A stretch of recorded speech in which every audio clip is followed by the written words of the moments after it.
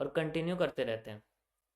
ठीक है, इसमें मैंने आपको एक्सप्लेन करके बताया था। अब इसके आगे की हम लोग बात करेंगे थोड़ी सी, और भी इसमें थोड़ी सी चीज़ें हैं। ठीक है, तो देखो, सबसे सिंपल ये है कि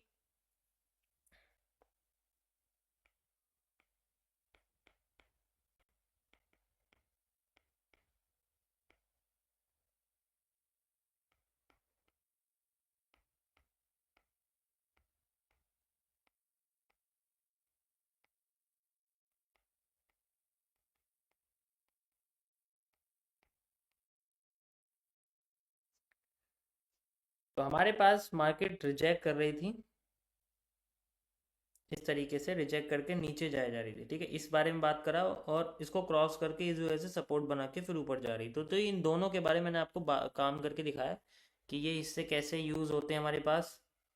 ठीक है, ये हिस्से कैसे यूज़ होते हैं, रिजेक्शन कैसे यूज़ होता है, कैंडलस्टिक पैटर्न का क्या मतलब है, बताया मैंने इसके बारे में आपको कल। एंड ये सबसे बेस्ट है, इसके अलावा मुझे नहीं लगता आपको किसी चीज़ की ज़रूरत होगी। बाकी आप इसका हाई और लो सप्लाई डिमांड से मेज़र कर सकते हैं। ओके, अब सिर्फ इतने से तो काम नहीं चलेगा।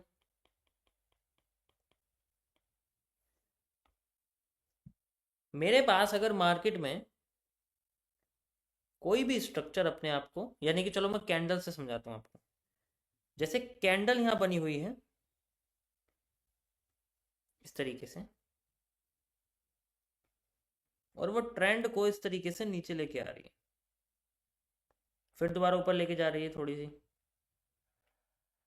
ठीक है, फिर नीचे लेके आ रही है यहाँ से, एक, मान लो एक बेरिश एनगल्फिंग बना दी उसने।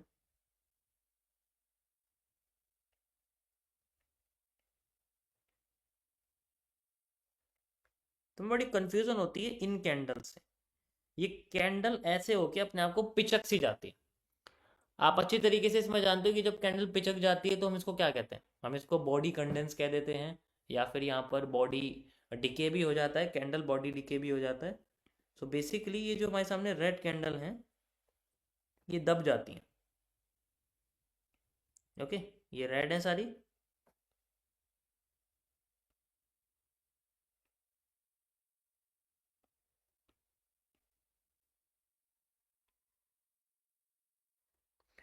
अब इसमें सबसे इंपॉर्टेंट चीज़ क्या होती है कि जब भी हमारे पास कोई भी कैंडल बिल्कुल बॉटम पे आके अपने आप को नीचे से उठा देती, तो हम इसको क्या कहते हैं, आप अच्छी तरीके से जानते हो, हम इसको एक बियरिश प्रेशर कहते हैं। आसान भाषा में, हमारे पास एक नीचे से मार्केट में ऊपर उठाने वाला प्रेशर आ रहा है, मार्केट ऊपर उठाना चाहती है, और जब वो ऊपर उठाना चाहेगी तो ट्रेंड को अपने आप को ऊपर ले जाना पड़ेगा।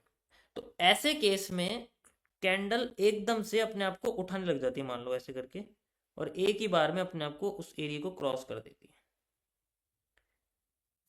ठीक है, कोई इशू नहीं है।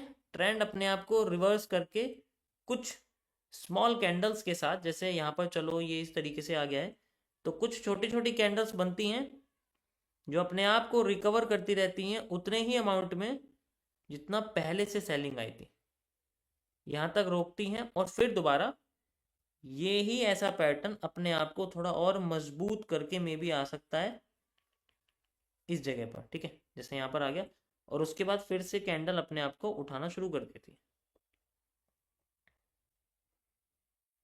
यस और नो? यस।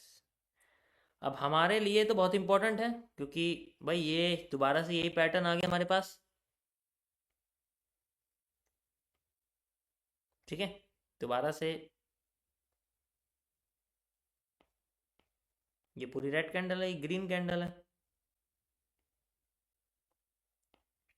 तो अब इस केस में हमारे पास एक head and shoulder, inverted head and shoulder like pattern बनता है। और इसमें सबसे इंपॉर्टेंट क्या है कि हम लोग यही देखें कि सबसे बॉटम की कैंडल्स किस तरीके से हमारे सामने बन रही हैं, बढ़ती जा रही हैं। तो इसमें आप देखोगे ये कैंडल्स अपने आप को इंक्रीज डिक्रीज करती रहती हैं, तो ये एक बैंडिंग शिफ्टिंग क्रिएट करती है, एक बैंडिंग शिफ्टिंग। और जब हमारे पास, जैसे बिल्कुल मार्केट का जो लो होता है, आपके सामने मार्केट का लो है, यहां से दूसरी मार्केट का जो लो है यहां तक मार्केट में एक एंगल बनता है जो नेगेटिव रहता है। और जब ये अपने ये वाले एंगल को लाइक दिस ये इस तरीके से बन रहा है और उसके बाद ये एंगल हाई हो जाता है इस तरीके से, तो यहाँ पर ये एंगल पॉजिटिव हो जाता है। तो ये जो हमारे सामने फर्स्ट पॉजिटिव एंगल होता है, फर्स्ट पॉजिटिव एंगल जो होता है ये, this is called the retesting. ठीक है, इसको हम लोग क्या बोलते हैं, रीटेस्टिंग कहते हैं।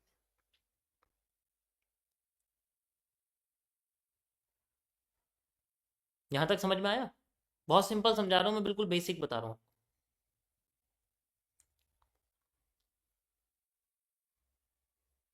Got it? परफेक्ट।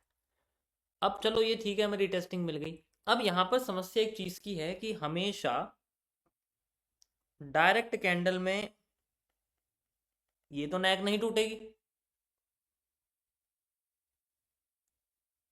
भाई, डायरेक्ट हमेशा ऐसे तो नहीं टूटने वाली।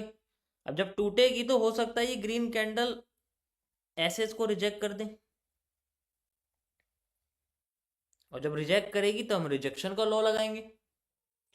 रिजेक्शन का लॉ यूज करेंगे कि पीछे की सप्लाई लगा के आगे लगा देंगे। मूव तो हमें मिल जाएगा, मूव में कोई दिक्कत नहीं है, मूव जो है वो हमें मिल जाएगा। लेकिन अगर रिजेक्ट कर गई तब अगर इसकी पॉसिबिलिटी है कि ये अपने आप को ऊपर लेके आएगी, बहुत कम, बहुत ही कम, कह सकते हो कि 20% से भी कम। तो रीटेस्टिंग ज़्यादातर केसेस में सक्सेसफुल तभी होती है जब उनका जो पीछे का जो नेक है, जिसे हम लोग करेक्टर कहते हैं, द चेंज ऑफ करेक्टर कहते हैं, वो टूट जाता है बॉडी के साथ। ये बॉडी है ना, आप देख सकते हो, बॉडी के साथ ये जब टूट जाता है तब उसके बाद रीटेस्टिंग क्रिएट होती है। और ऐसे रीटेस्टिंग पे आपको ज़्यादातर जो कैंडल्स हैं वो देखने को मिलेंगी बुलिश, बुलिश कैंडल आपको देखने को मिलेंगी यहाँ पर। और बुलिश कैंडल्स में सबसे पहली कैंडल आती है, one of the most powerful candlestick pattern, hanging man with a green मारूबोजो।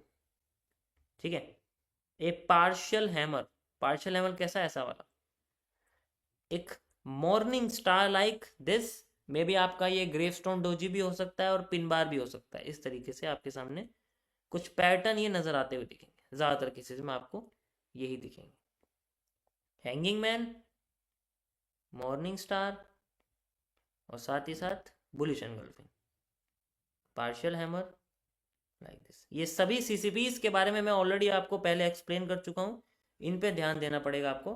Hanging man with marubozu creates one of the most powerful bullish engulfing pattern.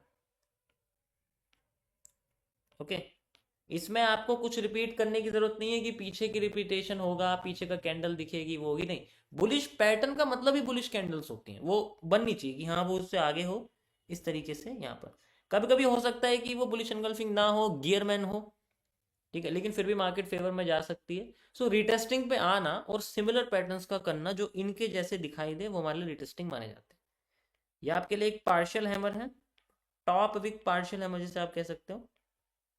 ठीक है, इसे हम लोग टॉप विक पार्शियल हैमर कहते हैं। देखो बुक में आपको पहले ही फेज में मैंने सीसीपीज को बिल्कुल अच्छे से एक्सप्लेन कर दिया है, तो आपको इसमें बुक के अंदर दिख जाएगा हर एक सीसीपीज के बारे में। ठीक है, चाहे तो मैं आपको दिखा देता हूँ किस तरीके से यहाँ पर आपको दिखेगा। ये आपको दिख रहा होगा, ये मेरे पास है, ये आपको सीसीपी सारी की सारी मैंने उसके अंदर लिखी हुई है। तो अभी मैं आपको जो है ये बता रहा हूँ, ये वाला पार्शियल वाला और ये वाला, ठीक है, ये आपको मैं बता रहा हूँ, ये मैंने सारा उसके अंदर लिख दिया है। आप देख सकते हैं सारी सीसीपीज हैं, सब कुछ है। बुक नहीं खोल सकता यहाँ पर, बस सिंपल मैंने आपको ब्लूप्रिंट दिख, तो ये बुलिश पैटर्न आना इंपॉर्टेंट होता है यहाँ पर। तो ज़रूरी नहीं है कि आपको यहाँ पर सप्लाई डिमांड देखना, जस्ट फोकस की पीछे का अंदाज़ा दिखेगा इतनी सप्लाई आ रही है और वहाँ पर हमें बुलिश पैटर्न दिख गया। नेक को क्रॉस करने के बाद मार्केट हमें यहाँ पर जूम होती हुई दिख जाएगी। और दोनों ही केस में रिजेक्शन भी होता है, रिवर्सल भी होता है, एवरीथिंग होती है। अब बात आती है कि चलो अगर स्नैक क्रॉस हो गई, फिल हो गई कैंडल से, तो मार्केट में रिटेस्टिंग आ जाती है, कोई इशू नहीं है उसके अंदर। लेकिन अगर वो नेक क्रॉस ही ना करे और फिर वो नीचे आ जा रही है, उस केस में क्या होगा? अगर यहाँ पर नेक को क्रॉस ही नहीं करा, ये कैंडल ऊपर गई नहीं, तब क्या होगा?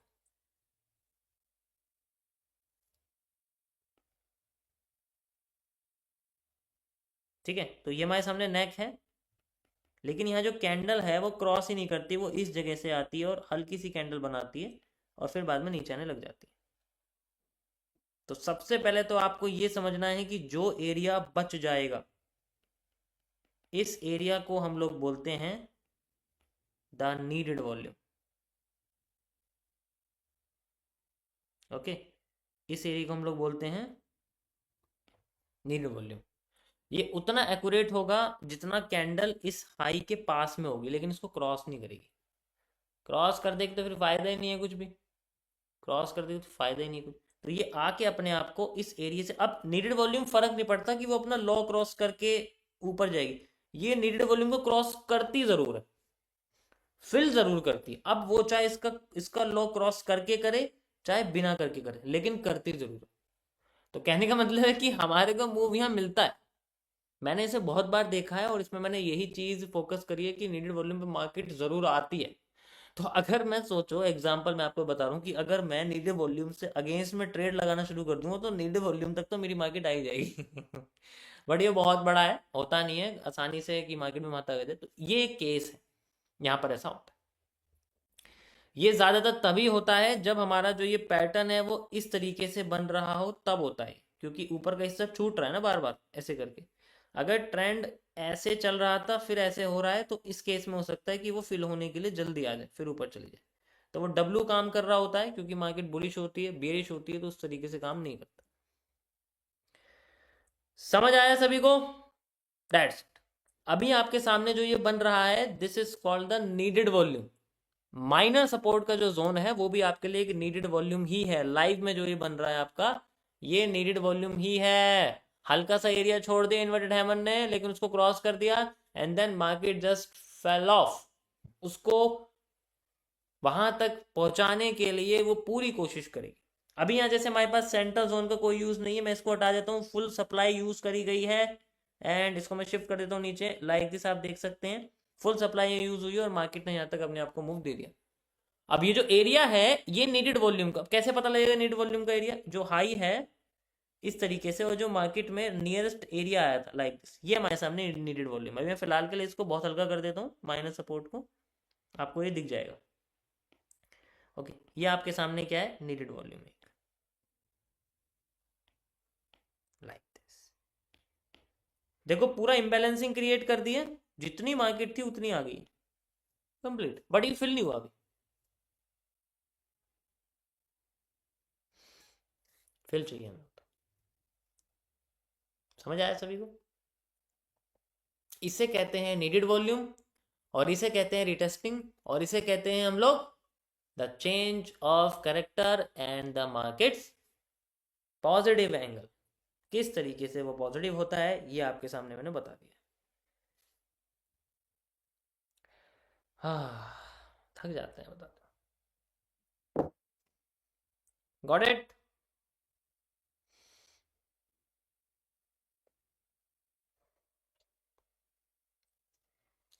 अच्छा लगा तो लाइक कर सकते हो, नहीं तो कोई बात ही नहीं है। वैसे लोग गालियां दे रहे हैं बहुत ज़्यादा मुझे, तो आदत हो गई है सुनने की, लेकिन मैं पलट के किसी को कुछ जवाब नहीं देता हूँ। ठीक है, क्योंकि मैंने पब्लिक में किसी को डिफेम करने के बारे में नहीं सोचा कभी, दूसरे लोग कर रहे हैं, तो मेरी बद्दुआ लगेगी तुम्हें, कर लो मेरा